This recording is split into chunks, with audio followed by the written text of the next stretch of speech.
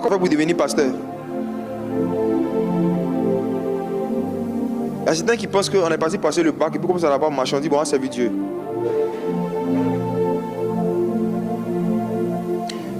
Mon cœur était endurci parce que, à cause de quoi? Mes projets. Je me dis, mais je démissionne là. Comment je réalise tous les projets que j'ai le reste de l'année 2019? Je fais comme si je n'ai rien entendu.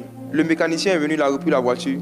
La même scène s'est reproduite le lendemain. Cette fois-ci, il y avait ma femme dans la voiture et puis notre fils qui était nouvellement né. On est en train de rouler, on roule un moment, paf, le frein ne marche plus.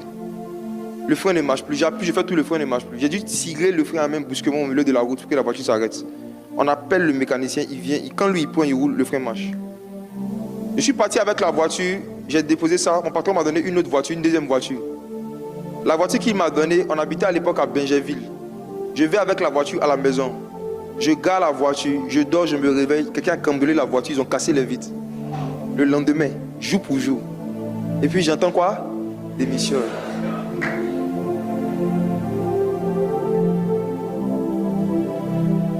Je suis parti avec la voiture encore, j'ai expliqué au patron, j'ai pris les photos, je lui ai montré que voilà, ils ont cassé, ils ont cambriolé. Il était là, il était perplexe. Il n'était pas tout en Jésus, mais il savait que j'avais un problème.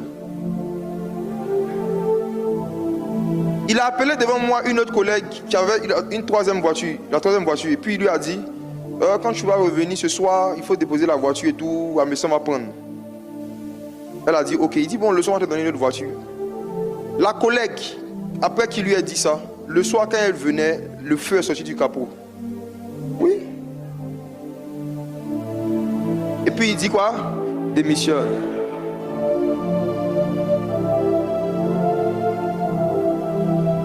Ce que j'avais fait, je m'étais dit, j'avais tellement endurci mon cœur à cause de mes projets, je m'étais dit non. Je démissionne, je vais faire quoi? Je vais aller où en fait? Je vais faire quoi? Si au moins je te dis démissionne pour, ça te fait une garantie. Il me dit juste démissionne. Et j'ai dit à Dieu que si c'est lui qui me parle, qu'il me donne un signe dans la Bible. Pour montrer qu'il peut dire à quelqu'un de démissionner sans lui dire oui, va. Par rapport à ses projets.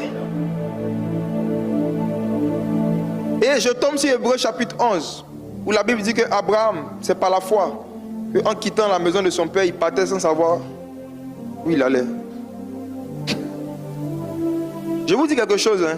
Ne faites jamais, ne démissionnez jamais d'un travail que vous êtes en train de faire. Si vous êtes sûr à 100% que c'est Dieu qui vous a parlé, 100% n'est pas suffisant. Soyez sûr à 400%. Même 200%.